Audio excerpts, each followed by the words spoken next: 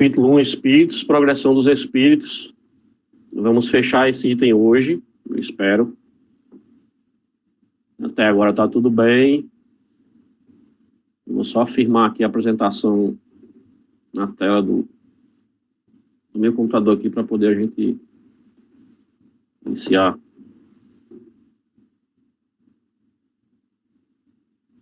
Só um momentinho. Eu sei que para você está aparecendo aí, mas para mim aqui no notebook ainda não está aparecendo ainda. Só um momento.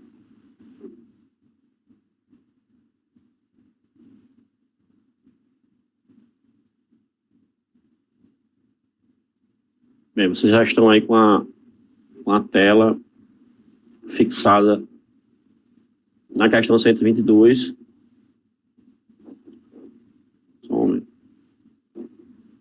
Questão 122, onde Kardec começa a perguntar aos espíritos, fazer a interação com o mundo espiritual, tentando concatenar todas as informações possíveis dessa forma sistemática como ele faz. Ele traz esse método de décadas como professor, como pedagogo, como profundo conhecedor e aquele que auxiliou na construção da educação acadêmica francesa. Então, esse conhecimento junto da sua jornada à Pestalozzi, ele conseguiu trazer esse formato que nós estamos acostumados com o Livro dos Espíritos, dessa maneira de perguntas, respostas diretas. Ele traz a reflexão e o conhecimento que ele angariou, tanto com as milhares de cartas e as interações que ele fazia nas mesas mediúnicas. Ele conhecia, viajava, estava sempre em contato com, assim, os pseudocentros espíritas que iam se formando, se abrindo na época, visitando cidades, interagindo, recebendo contatos, porque, como vocês sabem, ele era um poliglota, dominava vários idiomas. Então, a cultura dele era vasta e isso auxiliava muito para a comunicação entre vários centros espalhados no mundo inteiro. Não era só na França e na Europa. Ele comungava e tinha sempre esse acesso aos centros no mundo todo. Então, isso, de certa maneira, trouxe uma robustez para a sua obra. E ele inicia perguntando, dentro desse tema progressão dos espíritos, a progressão é o caminhar, é o evoluir, como nós vimos, as escalas espíritas foram evoluindo, temos as ordens, das ordens houve essas subdivisões das classes, dos tipos de espíritos, e dentro da progressão dos espíritos, nós estamos vendo, como acompanhamos, iniciamos na questão 114, e estamos caminhando por ela. Kardec e os espíritos vêm nos informando como é que você consegue chegar, como é que você vai evoluindo, o que é necessário para que nós aqui, espíritos que estamos encarnados, e aí entra aquela questão do primeiro conceito de alma, que nós vamos estudar mais um pouco na frente, a partir da questão 134, né, que ele pergunta o que é a alma, que é um espírito encarnado, e aí nós vamos poder ter uma participação mais contundente de Antônio, que ele já vem estudando um livro de Santo Agostinho, falando exatamente sobre a alma. Então ele vai trazer a visão de Santo Agostinho sobre esse tema, né, sempre trazendo, claro, o viés espírita e o viés que a doutrina espírita traz, mas a gente vai fazer aquela interação que a gente estava acostumado lá no GESEB, de Marcos Melo trazer o básico e seu Inácio e Antônio vir elevando o nível das reflexões com o conhecimento agregado. Né? Toninho, há 2 semanas, ele se empolga muito quando ele entra num tema e ele vinha debatendo e trazendo muitas informações interessantes, e nós vamos dar caminhada e vamos tentar, nesse período que tiver a interação e o estudo do tema alma, a gente poder fazer essa conversa, essa interação, para que fique um pouco mais dinâmico, né, assim por dizer. Nós estamos tentando o tempo todo trazer essa forma que não fique enfadonha, porque nós sabemos que os recursos são limitados. Nós temos recursos, principalmente de mídia, que não nos possibilita a gente ter uma interação maior. Quer dizer, se eu estou aqui apresentando, para mim fica um pouco fechada a tela, não estou conseguindo ver vocês. Então, para vocês interagir, a gente tem questão da internet, e tem esse delay, que é esse tempinho que um fala e o outro entra, entendeu? Então, tem questões que não dá para a gente interagir como se a gente estivesse na mesa naquela nossa conversa, né? Que a gente pode olhar assim para Manezinho e dizer, Manezinho, o que, é que você achou disso aqui? O Cris, que geralmente sentava do meu lado, ou na minha frente também, do lado de Manelzinho, Elisa, que sentava do meu lado, e a gente olhar e dizer, Elisa, o que, é que você achou disso aqui? Não tem como, e a pessoa falar, que a gente já tem um pouco mais de limitação, mas são movimentos e mudanças de rotina que a gente vai se adequando, vai tentando juntar os dois modelos, mas sabemos que é um pouco complexa esse casamento, né, esse estudo híbrido, como se fala tanto, de ter essas duas possibilidades. Mas a gente está tentando e, de certa maneira, tentando trazer essa leveza e que não se torne nada enfadonho nos nossos encontros noturnos, porque se eu disser isso, e como eu já falei para alguém que a gente vinha se reunindo diariamente, as pessoas não acreditam, né? Então a gente vem perseverando e de certa maneira, estamos nos tornando exemplos, não exemplos com o viés da vaidade, mas exemplos pela perseverança que todos aqui estão há longos quase 300 dias aí, e quando chegar nos 300 dias a gente vai, quando estiver perto aí, os 300 encontros nossos aí, a gente vai de certa maneira comemorar essa data, né, essa data fechada. E Kardec pergunta, entrando no tema da progressão dos espíritos, como podem os espíritos, em sua origem, quando ainda não têm consciência de si mesmo, ter a liberdade de escolher entre o bem e o mal? Há neles um princípio, uma tendência, qualquer que os leve mais para um caminho do que para o outro? E aí os espíritos começam de pronto. E aí nós chamamos a atenção para essa primeira palavra aí, que é o livre-arbítrio, né? O livre-arbítrio é a faculdade de você decidir, né? De você escolher, de determinar. Então, o que é que os espíritos dizem? O livre-arbítrio se desenvolve à medida que o espírito adquire a consciência de si mesmo. Ou seja, a partir do momento que ele, evoluindo das classes animal, hominal, e ele tem a consciência de si, o raciocínio, a razão já faz parte, ele sim já começa a decidir, né? A planta ela não pode decidir o que é que ela vai fazer, se ela vai dobrar à esquerda ou à direita, ou se ela vai nascer ou vai enraizar num terreno tal, terreno B, ou enfim, animal também. Também o animal não tem esse livre-arbítrio que alguns espíritos, quando encarnam, têm, dependendo da sua evolução, de escolher aonde encarnar, de que forma, mas os animais não têm. Nós vemos no livro dos espíritos, e vamos estudar mais na frente, que nas maiorias das reencarnações dos animais, ela é praticamente, vamos dizer assim, numa linguagem bem simples, desencarnando e encarnando, sempre nesse ciclo de evolução, sempre voltando para interagir no nosso planeta, ou nos planetas necessários para o desenvolvimento e a sua progressão como espírito, porque estamos todos progredindo, né? Quando estudamos os reinos, né? Os reinos mineral, animal, vegetal, nós vimos que todos eles existem, o espírito, vamos dizer assim, na sua centelha, mesmo na sua inércia, que nada está inerte, como nós sabemos, e não vamos aprofundar no tema para não fugir. Mas quando ele vem trazer que sim, o livre-arbítrio se desenvolve à medida que o espírito adquire a consciência de si mesmo, já não haveria liberdade se a escolha fosse determinada por uma causa independente da vontade do espírito. A causa não está nele, mas fora dele, nas influências a que cedem em virtude da sua livre vontade. Esta é a grande figura da queda do homem e do pecado original. Uns cederam à tentação e outros resistiram. Ou seja, se Deus, nosso Pai de infinita bondade e justiça, se Ele que criou essa limitação para Ele, né? Nós sabemos que os atributos de Deus, as suas qualidades são infinitas, mas o nosso Pai, de certa maneira, criou para si, não podemos chamar de fraqueza, mas uma limitação. Qual é essa limitação? De respeitar o nosso livre-arbítrio. A todo momento Ele está nos conduzindo através dos seus prepostos, como Jesus, que foi um deles, e por prepostos que nos cercam, seja pela intuição, seja pelo dia a dia, a influenciação de um, de outro, né, a influenciação para o bem. E muitas vezes nós decaímos. Então, se se Deus não tivesse esse respeito ao nosso livre-arbítrio, essa nossa decisão, essa faculdade de decidir, porque todos nós, ao amanhecermos e iniciarmos uma jornada, nós estamos o tempo todo tomando decisões. A nossa vida é voltada de projetos e decisões. Sonhos, projetos e decisões. Né?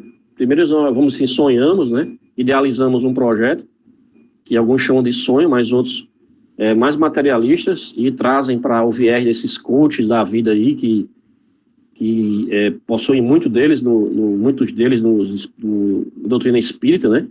E que eles acabam causando uma certa confusão, porque eles trazem técnicas de motivação, com questões empresariais, e acabam tentando colocar o espiritismo no meio, aí acaba confundindo mais a pessoa, né? Então, às vezes, esse viés que ele traz com essa conotação desses coach aí, não é muito interessante a gente, ao ver dentro de casa espírita, trazer aquele ensinamento e aquela fala como se fosse totalmente espírita.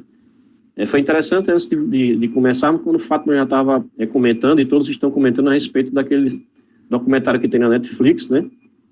Falando sobre os processos reencarnatórios, essa questão toda. Ali não é uma produção espírita, né? O viés e o prisma deles é totalmente diferente, é espiritualista, e eles vivem naquela confusão de procura de respostas, né?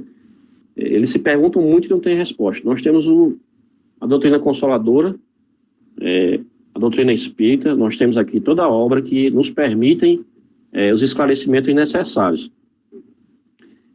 E quando nós desviamos desses caminhos, né, como ele fala aqui, a causa não está nele, mas fora dele, é exatamente o nosso livre-arbítrio, a nossa necessidade, e quando nós decaímos, quando nós escolhemos os caminhos errados.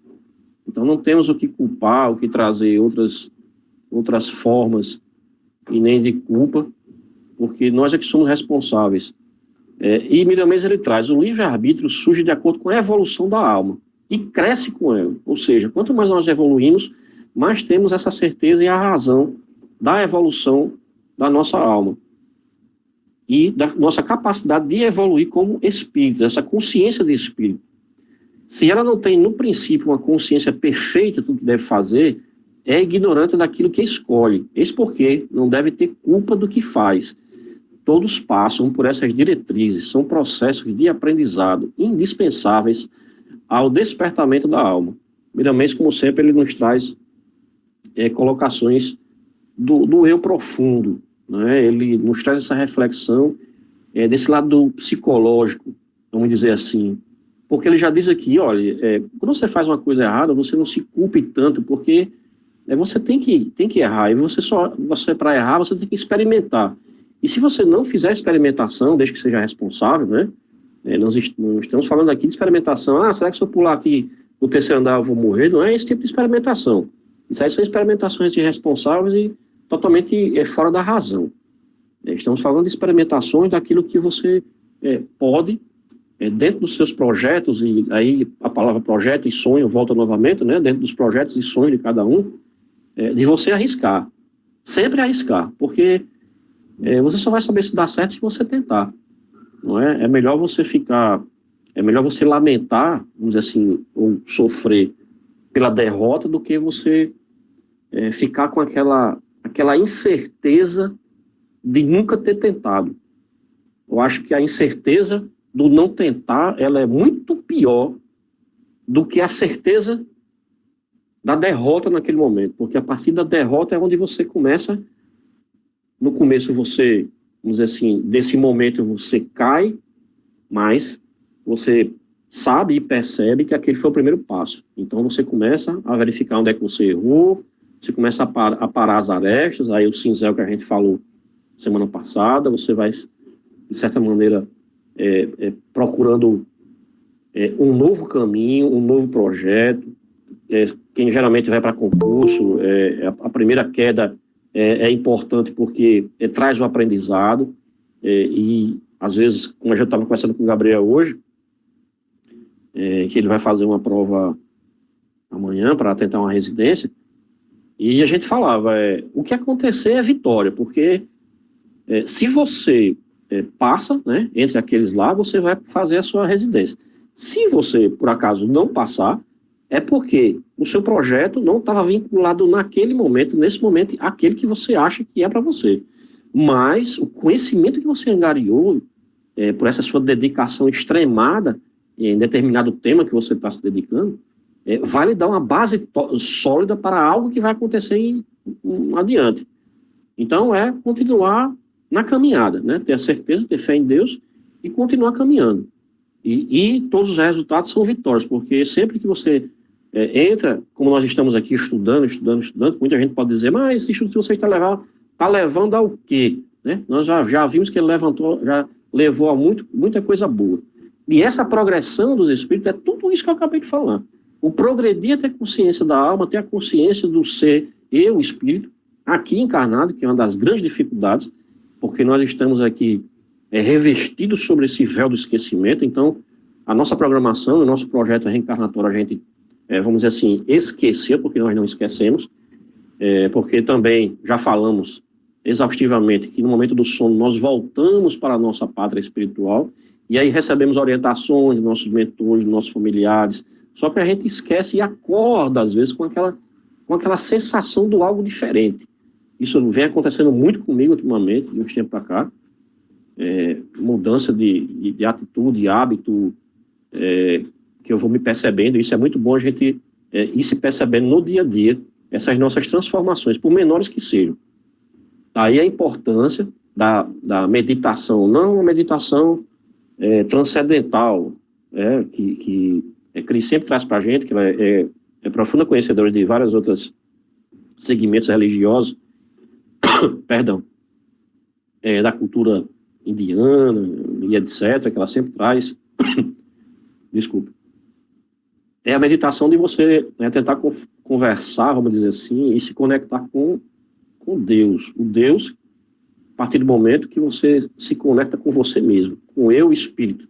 E você entra naquela conversa que vai lhe trazendo aquela paz e aquele caminhar, que às vezes a gente pensa que está falando com a mente da gente ou algo parecido, mas estamos sim conversando com as forças divinas. E a primeira força divina que a gente deve conversar é com o nosso eu espiritual. O eu, Marcos aqui, mas o Marcos espírito. Porque, seu Inácio me corrija, inicialmente, quando se começa o trabalho no mundo espiritual, ou na mesa mediúnica, com a interação com os espíritos, geralmente a maioria, no início, né, não são todos, mas no início, muitas das comunicações são anímicas, são projeções do nosso espírito, são reminiscências de vida passadas que nós vivemos e estamos ali, de certa maneira, colocando em evidência, que alguns pensam, foi o espírito de fulano, ciclano, mas na maioria dos casos somos nós mesmos que estamos dando vazão ao nosso espírito. Vamos para a questão 122A. E aí a gente começa por essas questões interessantes, né? Começa a primeira figura do Satanás. Kardec pergunta, de onde vêm as influências que se exercem sobre ele, nós, os espíritos, né? Ele está falando da progressão, então de onde é que vem essas influências que nos auxiliam ao progresso, ao caminhar? E os espíritos respondem, dos espíritos imperfeitos que procuram apoderar-se dele, dominá-lo e que se sentem felizes por fazê-lo sucumbir. Foi o que se quis simbolizar com a figura de Satanás. Aí eu botei lá embaixo o que significa a palavra Satanás, né? Que primeiro vem do hebraico, que significa adversário. Tem outras constituições, né, do aramaico, né, que traz essa questão da personificação do mal em relação às religiões monoteístas.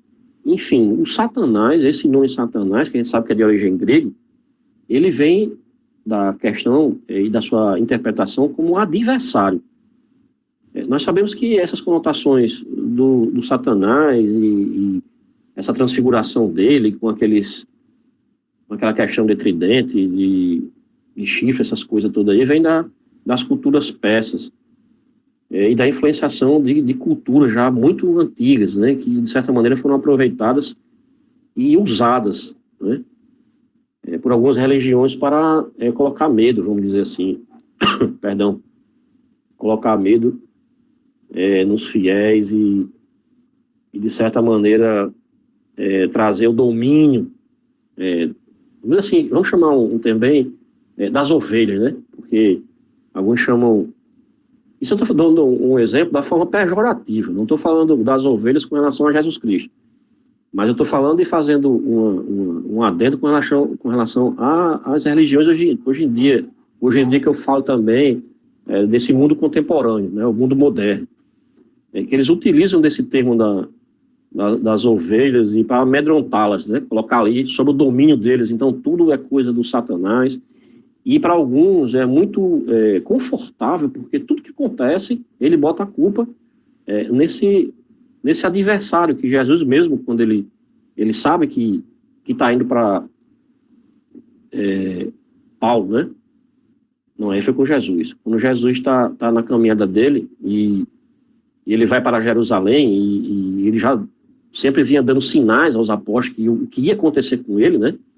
E ele confidencia para aqueles que estão ali ao redor dele que ele está indo para Jerusalém, que vai acontecer, ele vai ser tomado pelos romanos e tal, e Pedro disse, não, de jeito nenhum, você não vai para lá, isso não vai acontecer isso. Quando ele se vira para Pedro, ele disse, afasta de mim, Satanás. Quer dizer, ele não estava chamando Pedro de Satanás, ele estava dizendo que afasta de mim, Satanás, o adversário, vamos dizer assim, né? Afasta de mim, contraditor, vamos dizer, aquele que tem a palavra contra, que não quer que eu vá cumprir a minha programação. Então, essa palavra tem que ser revestida exatamente disso, daquele contraditor, do adversário, que Jesus não ia blasfemar ou maldizer ninguém, ele não ia maldizer os apóstolos dele, como Jesus era só amor, ele só veio nos ensinar amor, então não tinha sentido a gente interpretar essa palavra. Infelizmente, essas e outras palavras são modificadas para o bel prazer de algumas religiões que procuram, de certa maneira, juntar as suas ovelhas e tê-las sob o domínio dele, né? E, como eu falei, de uma forma bem confortável, algumas pessoas relegam tudo que dá errado à interferência do outro, que a gente sabe que as interferências que nós surgimos, que passamos pelo dia a dia, né? Muitos deles são dos nossos irmãos ao qual nós prejudicamos. Mais uma vez eu chamo a atenção para que a gente nunca se coloque na posição de vítima, né? Como vítimas, aquele que está sempre ali, porque está acontecendo isso comigo, eu sou uma pessoa tão boa, eu faço bem. Sim, você faz o bem aqui, mas vê a quantidade de miséria que você não já fez aí em outras encarnações, e talvez esses irmãos que estão aí, você fica chamando ele de Satanás para cá, demônio para lá, são aqueles que estão vindo, de certa maneira, cobrar uma modificação sua, né? Saber se você realmente está progredindo e você continua sendo aquele Marco Melo todo errado que tinha antes, né? Será que ele melhorou alguma coisa aqui? Se ele não melhorou, eu vou começar a pegar no pé dele. Então é isso que acontece. Miriam traz o aprofundamento dele, fala assim, o bem domina todas as consciências, porque fomos feitos pelo amor, por amor e para o amor. As mãos que trabalham para que pudéssemos surgir espíritos são puras na totalidade, e o coração que nos dirige é de pureza inconcebível. Aí, no caso, o nosso Pai Celeste. A lei do merecimento nos garante que não recebemos nada que não mereçamos. Se cedermos às influências exteriores, é porque vibramos em nossa mente ideias compatíveis com o pensamento de outras inteligências. As influências do mal somente ocupam as mentes que vibram na mesma dimensão. Esta é uma lei dominante em toda a casa de Deus. E aí a gente já falou, o Senhor Inácio sempre traz essa questão da influenciação dos espíritos em nossas vidas, da sintonia que nós projetamos o tempo todo, pelo pensamento, e aí a necessidade da gente estar o tempo inteiro, 24 horas por dia, vigiando os nossos pensamentos, não deixando que nos levar por intuições que não são intuições, mas são sugestões que estão ali para provocar desarmonia no nosso lar, causar um ciúme,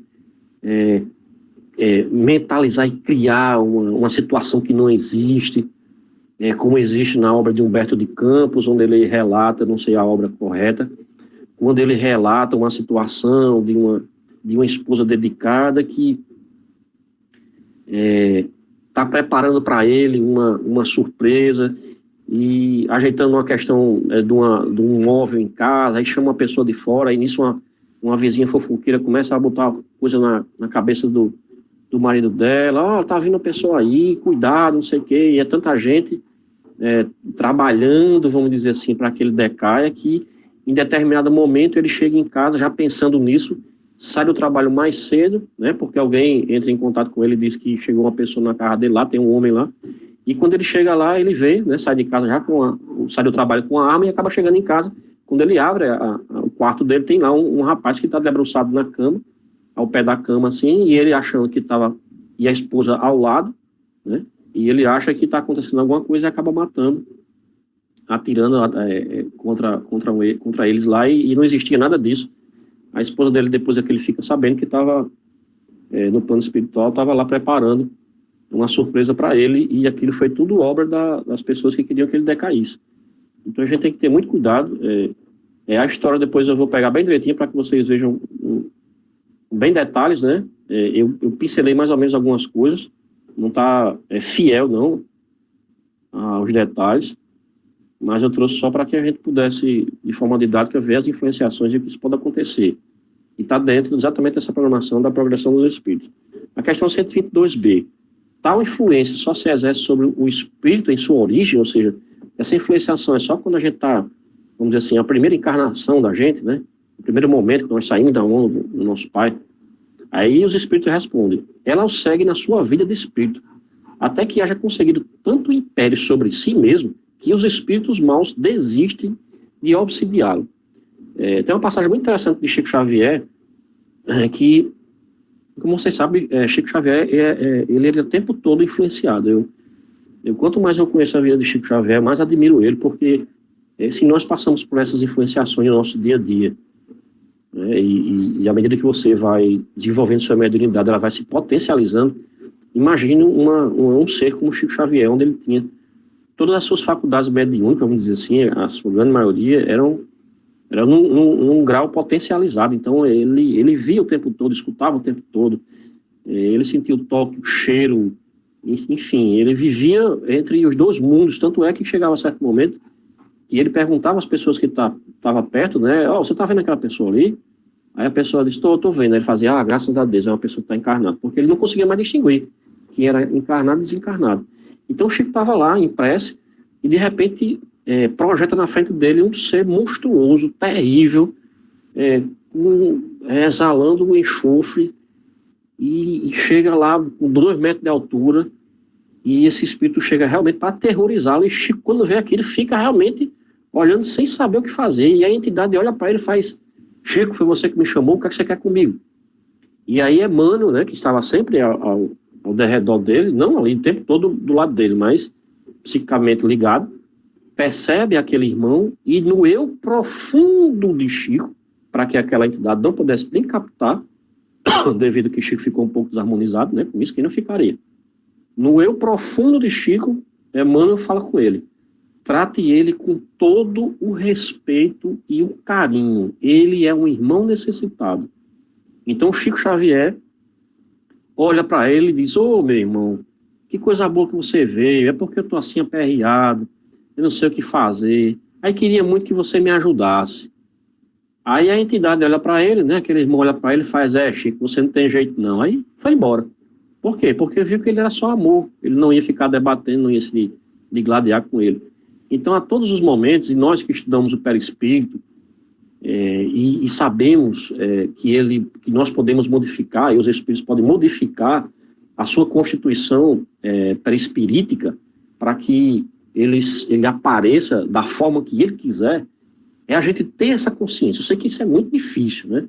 Eu falo para vocês aqui, mas eu sou o primeiro a escutar isso. Então, eu não estou me eximindo disso, não. É um exercício que nós temos que fazer. Se estamos vendo, estamos diante de uma situação dessa, é um espírito, meus irmãos. É um espírito. Somos nós que podemos estar ali, totalmente desequilibrados, necessitados, e que ele está ali na nossa frente precisando de auxílio. Então, primeiro momento, eu sei que não deve ser fácil você viver a experiência dessa, mas é manter a calma. Manter a calma e dizer, aquilo é um irmão que está na minha frente e necessita, não é aquele ser disforme que está ali. Porque nós sabemos que o espírito, dependendo da capacidade que ele tenha, ele pode, o espírito interagindo com o perispírito, modificar a sua constituição e aparecer da forma que ele quiser, tanto de uma forma angelical como uma forma como nós estamos vendo. E Miramês disse Jesus que a verdade liberta as criaturas. Desde quando o espírito começa a conhecer a verdade. A luz do entendimento o livra de todo o mal. Nós cedemos à tentação dos espíritos inferiores se vivemos na inferioridade. E quando vivemos nas trevas é porque desconhecemos a luz. Vamos para a questão 123.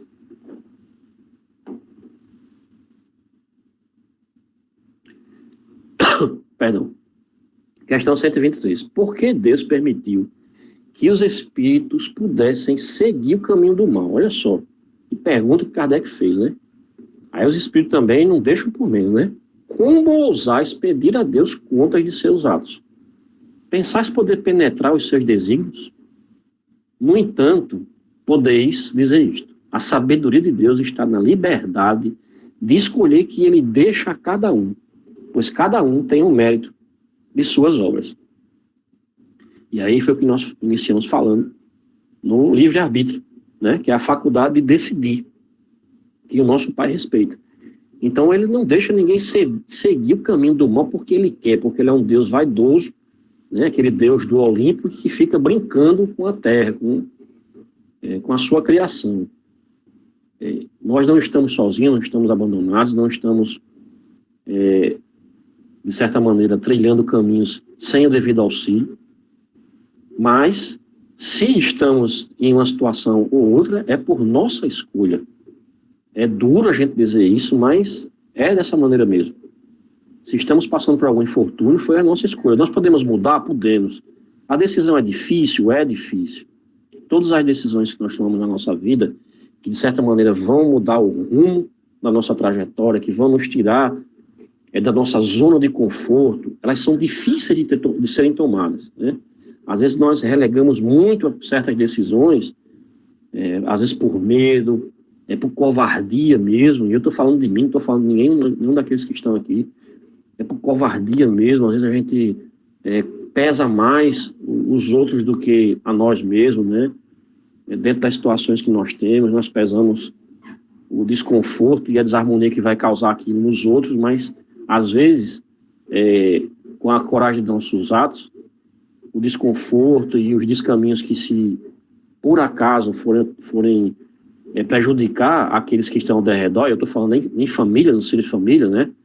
Com filhos e tal, talvez aquela decisão fosse necessária para uma mudança de comportamento, uma mudança até do eu, né? O eu Marcos, o eu Antônio, para um eu diferente, né?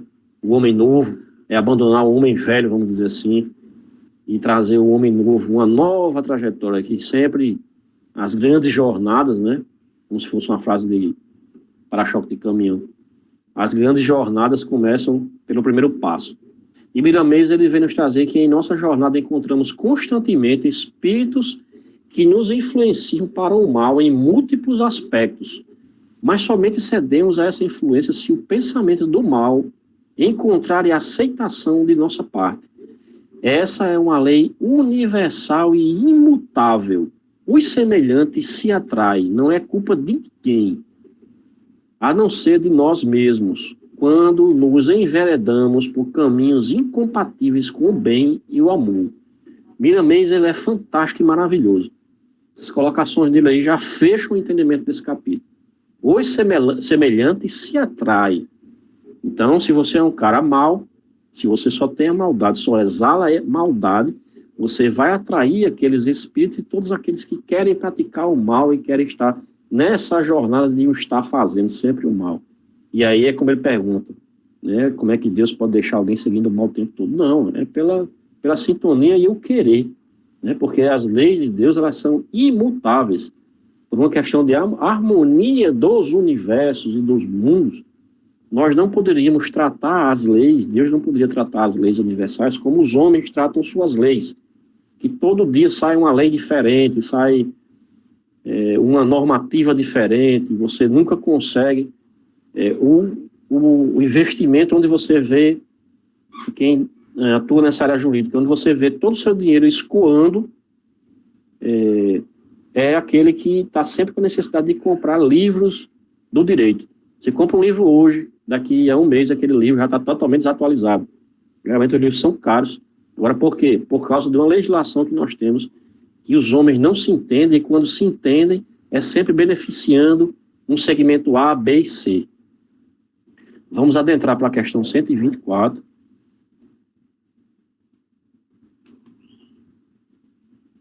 Uma vez que há espíritos que desde o princípio seguem o caminho do bem absoluto e outros do mal absoluto, haverá talvez gradações entre esses dois extremos? Kardec pergunta.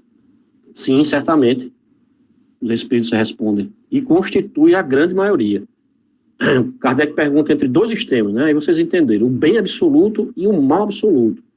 Entre esses dois extremos, existe alguma coisa no meio? Sim, 99% dos espíritos estão ali, embolados naquele meio. Um bom, um bonzinho, né? Tem o bom, tem o bonzinho, o mais ou menos bom, aí tem o ruinzinho, o ruim, o muito ruim, o extremamente ruim, e assim vai. Estamos ali, a gente está no meio desse bolo aí, né? E Kardec vem, o que chamamos de bem e mal é uma luta que se trava de forma que o vencedor é sempre o bem. Fomos feitos por Deus, que é todo amor, olhados e amparados pelos agentes da luz, nossos irmãos maiores. Portanto, não pode acontecer o que muitos pensam, de que alguns espíritos, desde a sua origem, se entregam ao mal. Os que assim julgam colocam Deus como sendo um criador imperfeito. Como não há injustiça em ponto algum da criação, podemos ficar tranquilos que somente recebemos o que merecemos em qualquer lugar onde estivermos. Se existe alguém que está se demorando em caminhos difíceis, espere e ore por ele, porque nenhuma das ovelhas se perderá. Não existem órfãos ante a paternidade de Deus. Jesus nunca se esquece de nenhuma das suas ovelhas. E aí estamos falando ovelhas no exemplo correto, que é dentro do amor do nosso Senhor Jesus Cristo. E mais uma vez nós vemos aqui que se continuamos no mal é porque queremos estar nele.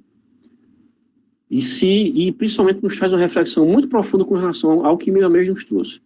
Onde ele traz esse tema aqui, ó. Se existe alguém que está se demorando em caminhos difíceis, espere e ore por ele. Não vá chegar lá, perto daquela criatura que já está ali, que você já fez tudo o que você podia fazer. Você já indicou obras, você tentou trazer para o nosso grupo de estudo, você liga para ele, conversa, traz, e a pessoa não quer. Então, o que é que você faz? Os espíritos bons fazem isso, os nossos mentores, os nossos anjos de guarda, eles fazem isso. Eles estão ali com a gente o tempo todo, nos influenciando, ó, faça isso.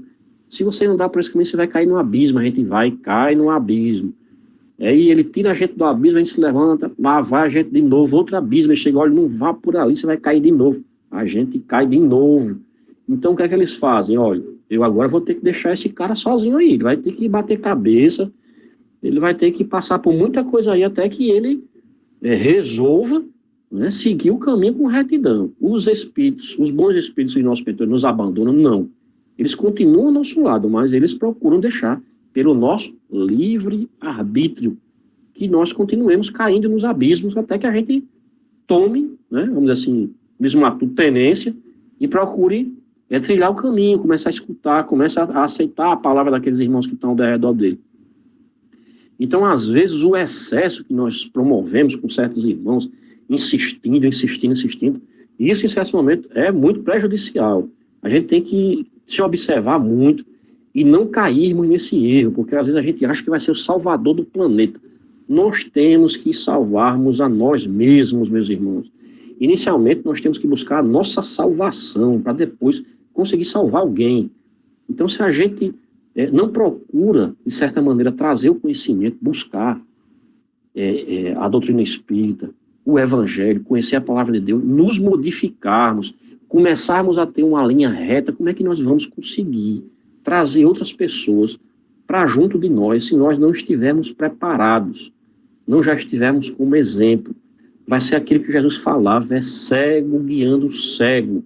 Um cego guiando outro cego. O que é que vai acontecer? Coisa boa não é.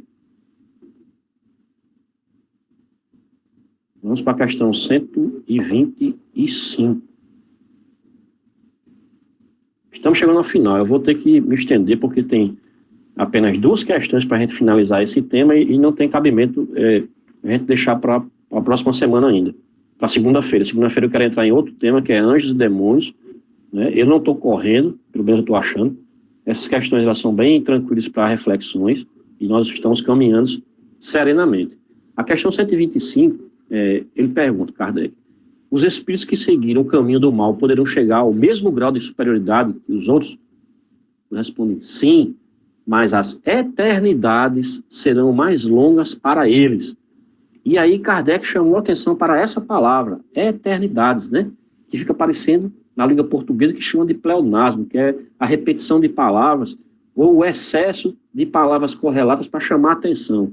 Isso tem muito, a gente vê isso muito nas obras literárias, quando o autor tenta chamar a atenção, é aquela história de subir para cima, descer para baixo, né?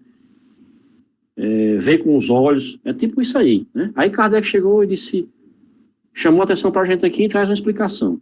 Por estas palavras, as eternidades, deve-se entender a ideia que os espíritos inferiores fazem da perpetuidade de seus sofrimentos, cujo termo, o fim, não lhe é dado ver, ideia que se renova em todas as provas nas quais sucumbem.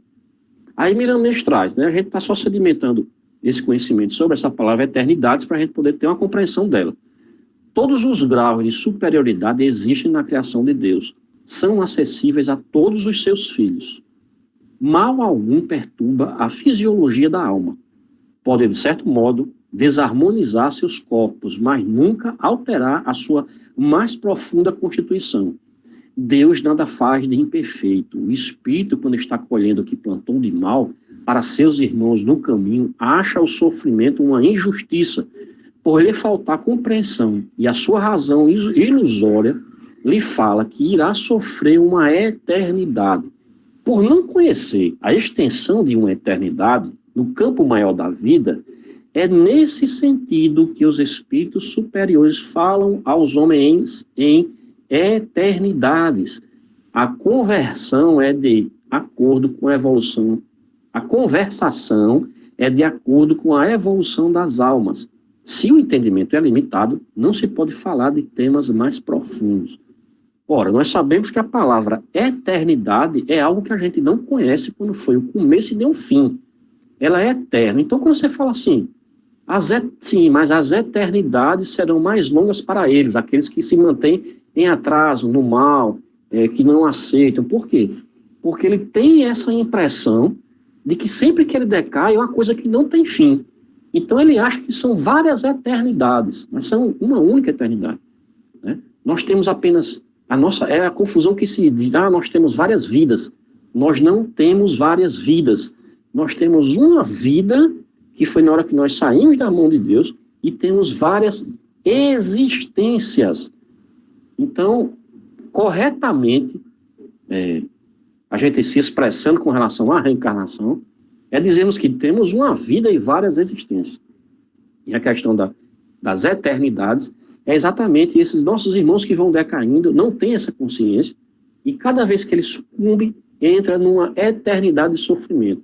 Então, que nós tenhamos, pelo menos, né, apenas uma eternidade de sofrimento. Nós sabemos que essa eternidade vai ter um fim, né, dependendo do momento e da forma como nós vamos desencarnar. Então, que essa eternidade não seja as eternidades, nós não tenhamos esse olhar distorcido do que significa. Eu espero que eu tenha conseguido ajudar vocês na compreensão desse termo, porque também foi uma preocupação de Kardec, quando ele estava elaborando, e vamos para a questão 126. Os espíritos que chegaram ao grau supremo de perfeição, depois de terem passado pelo mal, aos olhos de Deus, têm menos mérito do que os outros? Olha só a pergunta que Kardec fez, né? Os espíritos que chegaram ao grau supremo de perfeição, depois de terem passado pelo mal, quer dizer, eles chegaram à perfeição, mas passaram pelo mal. Então Deus estaria vendo eles de uma forma menos meritória? Aí os espíritos respondem, Deus contempla os transviados com o mesmo olhar e os ama a todos com o mesmo coração. Eles são chamados maus porque sucumbiram. Antes eram mais que simples espíritos. E aí Miramês faz a colaboração dele. Todos os espíritos passam por processo de evolução. a que chamamos de despertamento, onde existe o que denominamos de erro. Dois sacrifícios são meios estabelecidos pelo Criador no crescimento dos seus filhos de coração. Espírito algum, conhecendo a eficiência do bem, escolhe o mal, por saber que a vida é uma sementeira em que se colhe aquilo que se semeia. O espírito, quando recebe a razão no mundo espiritual, é instruído em todas as modalidades da lei. E ao receber um corpo físico pela primeira vez, já tem noção do bem e do mal. Se ele mistura essas duas forças, é por falta de experiência que o próprio tempo vai lhe conferindo no passar das vidas sucessivas. Colaboração do nosso irmão Miramês, e vamos para a última questão. Os espíritos são criados iguais quanto às faculdades intelectuais? São criados todo mundo inteligente, já com o mesmo conhecimento? Os espíritos respondem, são criados iguais, mas não sabendo de onde vêm. É preciso que o livre-arbítrio siga seu curso. Eles progridem mais ou menos rapidamente a inteligência, como a imoralidade. Essa questão nos reflete e nos traz a seguinte colocação. Todos nós já saímos com esses, vamos dizer assim, essas faculdades. As faculdades que são os nossos talentos, que são, vamos dizer assim, além do conhecimento, que é uma delas, nossas qualidades, que são os nossos atributos. Eles estão aqui conosco. Só que, ao longo da nossa vida, pelo nosso esforço, nós vamos despertando essas faculdades paulatinamente. Se nós nos colocamos inertes, vamos passar encarnação em cima de encarnação sem despertar esses talentos que nos foram dados. Então, por isso que nós decaímos nas nossas provas. E os espíritos falam assim, são criados iguais, mas não sabendo de onde vêm. E aí nós temos essa centelha divina porque nós passamos assim como nosso Pai e seremos perfeitos, não na perfeição de Deus, que a perfeição suprema, é a perfeição que só é atingida por Deus. A nossa perfeição ela é relativa. Nunca vamos conseguir a perfeição assim, no grau máximo. Esse grau máximo é só o de Deus, é só infinito. A inteligência infinita é desse nosso Deus. Nossa inteligência vai ter patamares cada vez mais elevados, mas todos os espíritos já vêm, como eles falam, simples e ignorantes, mas temos que refletir que sim, simples e ignorantes, mas que vão sendo despertados essas qualidades, essas inteligências e esses atributos à medida que nós vamos trabalhando, porque Deus não nos criou para ficarmos contemplando coisa nenhuma. Ele nos criou para que nós pudéssemos trabalhar, avançando a cada dia, pelo nosso esforço próprio. Os espíritos que desde o princípio seguem o caminho do bem, nem por isso são espíritos perfeitos, Kardec orientando.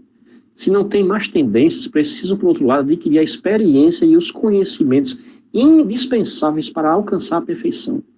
Podemos compará-los a crianças que, seja qual for a bondade de seus instintos naturais, precisam desenvolver-se e esclarecer-se, e não chegam sem transição da infância à idade madura.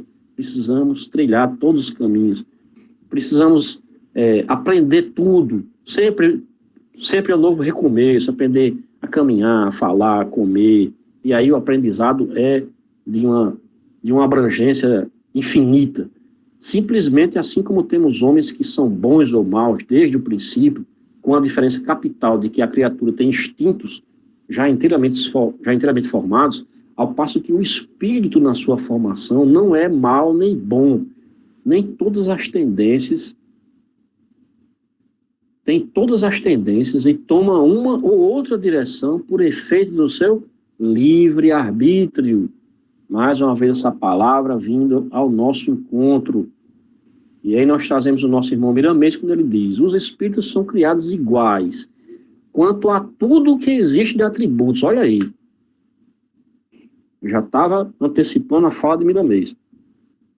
Desculpe. O que ocorre é que uns despertam mais depressa os dons que podem escolher pelo seu livre pensar. Mas, no fim, todas as qualidades têm de ser despertadas, tornando um todo de atributos espirituais. Eis aí a perfeição dentro da perfeição do Criador. Miramês, mais uma vez, de forma magistral, trazendo essas colocações, que eu já estava preocupado, que estava pensando que eram palavras minhas, mas é que estava no slide posterior. Os espíritos são criados iguais quanto a tudo o que existe de atributos. Atributos, lê-se qualidades. E aí nós fechamos o tema. E aí, se a gente perguntar o que é que eu entendi de progressão dos espíritos, aí o pessoal vai dizer, rapaz, Marcos quer endoidar a gente com tanta informação. Mas é isso mesmo, meus amigos. Nós temos tempo de sobra entre 11 horas da noite e 4h30 da manhã. O que é que vocês ficam fazendo nesse horário? E para fechar o tema, o que nós podemos refletir sobre todas essas 17 questões que nós avançamos aí, paulatinamente, quase 2 semanas aí, ou mais, que nos trazem todas essas reflexões. Primeiro, que os espíritos não são bons ou maus por natureza. Nós, espíritos, pelos nossos esforços, melhoramos a cada dia, em cada nova encarnação, até atingirmos a escala da sublimidade. Deus não cria os espíritos bons ou maus, e sim simples e ignorantes. E se aceitarmos a prova com submissão, chegaremos mais rápido à perfeição. Se ficarmos reclamando e colocando a culpa em todo mundo pelos nossos infortúnios, vamos demorar mais ainda na nossa caminhada. Os espíritos não permanecem para sempre nas ordens inferiores, todos chegarão à perfeição. Não degeneramos. Os conhecimentos que angariamos nesta e em outras encarnações permanecem para sempre conosco. Podemos ficar estacionários, mas não retrogradamos. Deus não cria seus filhos perfeitos. Todos nós temos que passar pela fieira das provas e das expiações para nos depurarmos e atingirmos as ordens celestes. Todos nós temos o livre-arbítrio respeitado. Se formos maus, é por nossa vontade e escolha. Da mesma forma, se formos bons. A figura de Satanás e demônio foram deturpadas pelos homens e usadas para causar medo e submissão dos fiéis menos esclarecidos a uma igreja materialista, revestida de dogmas, rituais e mistérios. A população dos espíritos, em sua quase totalidade, é composta entre os absolutamente bons e os absolutamente maus. E fechando, para vocês se livrarem de Marcos Mello, todos os espíritos passam pelos processos reencarnatórios e devem passar por todas as provas que o nosso Pai Celeste preparou para nós, pois só Ele, meus irmãos, só Ele sabe o que realmente é bom para todos os seus filhos, para todos nós. Só Ele sabe o quanto é bom. Então, se nós estamos em prova, não vamos ficar nos lamentando, colocando culpa em A, B, C. Vamos simplesmente continuar com fé, acreditando, caminhando, trabalhando, porque é o que nós devemos fazer, trabalhar sempre. Agradeço a vocês a paciência, fechamos aí 9h05. Fico à disposição junto com o seu Inácio e Antônio aí para qualquer coisa, esclarecimento. Se falei algo que foi contra o ensinamento da doutrina espírita, façam as suas colocações. Se divulguei algo aqui que foi contra a doutrina espírita e o entendimento doutrinário, corrijam, digam onde é que está, que é isso que nós estamos aqui, para aprender. Eu não tenho a verdade dessas obras, eu faço a leitura e interpretação e posso interpretar errado e incorretamente. Então, se falei alguma bobagem, trouxe alguma colocação, alguma fundamentação incorreta, é um bem que vocês me fazem a todos aqui que estão trazendo essa correção. Não tenho mimimi, não fico afetado em nada. Eu não fico com cara raivosa se errar algo. Então, pode dizer, você errou nisso, nisso, nisso. Eu vou agradecer e corrigir o erro. Estou à disposição, agradeço a espiritualidade por me permitir passar essas informações e essas questões. Vamos para a próxima, se Deus quiser. Com você, Toninho, essa camisa linda aí. Irmão, parabéns. Difícil errar quando você tem nos seus cânones aí os livros da base, né? É difícil. Aí ainda por cima você traz Miramês para orientar. Então é difícil errar. Se houve algum erro, foi numa frequência que nós não temos acesso. Então, assim, na verdade, parabéns. E mais, né? Fez até o resumo, né? Foi. Praticamente ele fez a festa e ainda jogou os foguetes no ar, tudo de uma vez, né? Então, parabéns. Foi muito bom.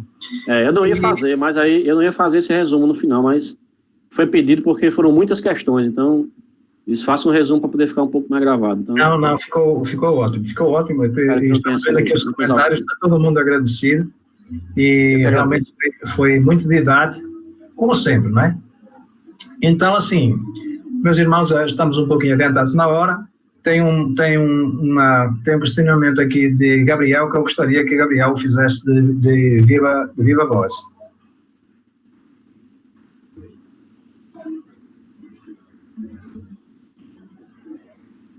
Gabriel? Eu queria saber se, por exemplo, existe alguma idade ou fase específica para se realmente considerar o livre-arbítrio quando a gente fala da infância, por exemplo. Porque muitas vezes, né, no período de infância e adolescência, aquela criança ela é submetida a escolhas de acordo com as decisões dos pais. Então, alguns caminhos ou atitudes que ela vai fazer, alguns atos, por mais que ela queira ter o livre-arbítrio, é impedida, né, por uma escolha paterna, por uma escolha da mãe, do pai, e isso faz que ela acabe seguindo outros caminhos que não seja pela vontade dela, né? Então, assim, ela não ter utilizado o livre-arbítrio dela por causa dos pais, por exemplo, e esse não usar o livre-arbítrio fez ela seguir um caminho diferente, que seria um caminho oposto àquele que levaria ao progresso dela, vamos dizer, aquele caminho que levaria ao progresso, né? Existe alguma consideração, uma fase específica, ou se esse não livre-arbítrio que a criança não teve por causa dessa decisão dos pais, isso interfere ou vai ter alguma...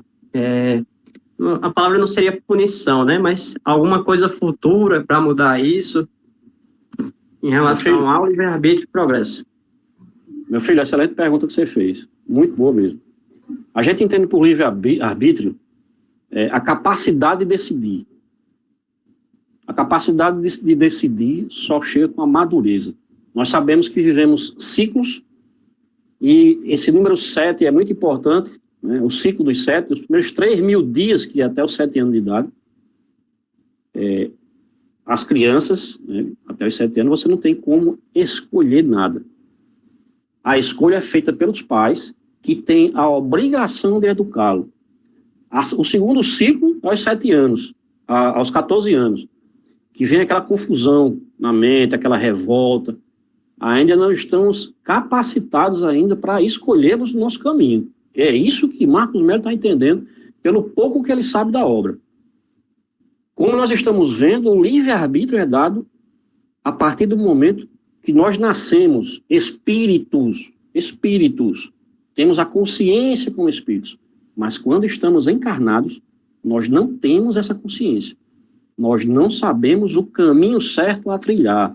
E quando nós somos crianças, somos adolescentes, que estamos com aquele conflito entre o eu existencial, o eu espírito, aí nós estamos falando das reminiscências das encarnações, isso ainda está muito vivo ainda, as revoltas, dependendo do contexto familiar em qual ele foi inserido.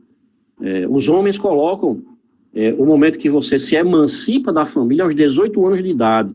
Se entende pela lei dos homens que aos 18 anos de idade você sabe escolher seu presidente, você pode dirigir um carro, né? Em alguns países você com 16 anos pode fazer tudo isso, pode até comprar uma arma, você pode chegar sozinho, como nos Estados Unidos, eu não sei qual é a idade, mas eu acho que é 16 anos aqui. Com 16 anos você pode dirigir, parece que 17 anos, algo assim, você pode ter a primeira arma, é um negócio desse tipo aí. Enfim, essa pessoa é madura, ela tem condições de gerir a sua vida? Eu creio que não. Eu entendo que esse livre-arbítrio só começa, vamos dizer assim, a ter as consequências de Gabriel Espírito, quando ele começa a ter essa madureza, vamos dizer assim, aos 21 anos, que não seria 21 anos, isso é só uma alusão que eu estou falando, mas a responsabilidade, enquanto os filhos estão sobre a tutela dos pais, é sim dos pais. É como se eu chegasse aqui para minha filha e dissesse, a partir de hoje eu não quero ir mais estudar. Por quê? Porque eu não quero ir mais estudar, porque eu acho que eu estou estudando não tem sentido. Então eu entendo que sim, vem a interferência dos pais e eles decidem, devido à responsabilidade que eles tiveram com aquele ser quando eles vieram reencarnados na mesma família. Eu me comprometi de tomar conta de você, seu irmão, de Bia, até que vocês tivessem condições de andarem pelas suas próprias pernas e tomarem suas decisões. A partir do momento que vocês começam a tomar as suas decisões, pai, passei, arranjei um emprego, vou sair de casa e vou começar a trilhar minha vida. A partir daí, todo dia que você acordar, você vai decidir o que você vai fazer da sua vida. Você vai estar exercitando em total plenitude o seu livre-arbítrio. Você não vai estar mais dependendo de A ou B. Tudo que acontecer na sua vida vai ser responsabilidade sua. Mas enquanto os filhos estão sob a tutela dos pais, eu entendo, Marcos Mello entende assim. Se alguém entende diferente, é só se colocar. Espero que eu tenha ajudado de alguma maneira. Bom, boa pergunta por parte de Gabriel e também uma resposta boa, né, por parte de Bob Pai, né? Bob Pai e Bob Filho, aí numa interpretação conjunta, numa pergunta-resposta, e eu perguntaria aqui a alguém se gostaria de fazer alguma colocação, algum questionamento.